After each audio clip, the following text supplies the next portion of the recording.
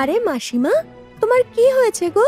চোখ মুখটা কেমন শুকনো শুকনো দেখাচ্ছে, শরীর ভালো নেই?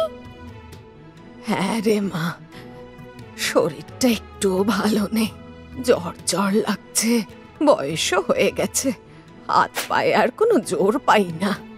আরে মাসিমা, বৈদ্য মশাইকে দেখিয়ে ওষুধ খাচ্ছ না কেন?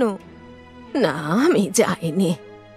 আর তাছাড়া ওষুধ আনতে যাওয়ার মতন কেউ আছে নাকি? কালিয়া আসুক, ওই ওষুধ নিয়ে আসবে। জগা, তোমার কি হয়েছে বন্ধু?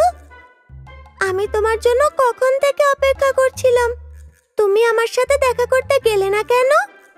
ও আচ্ছা, তুমি নিশ্চয়ই আজ অন্য কাজে ব্যস্ত আছো। দাঁড়াও বলরাম, সুভদ্রা মা, তুমি? জগার কি হয়েছে গো? সে আর আমার সাথে দেখা করে না। ছোট ভাই এখানে থাকলে তো তবে দেখতে পাবে, সে তো এখানে থাকেই না। এখানে নেই? তাহলে কোথায় গেছে? তার একজন ভক্তর সঙ্গে দেখা করার জন্য সকালে উঠেই চলে যায়, সন্ধে হলে ফিরে আসে।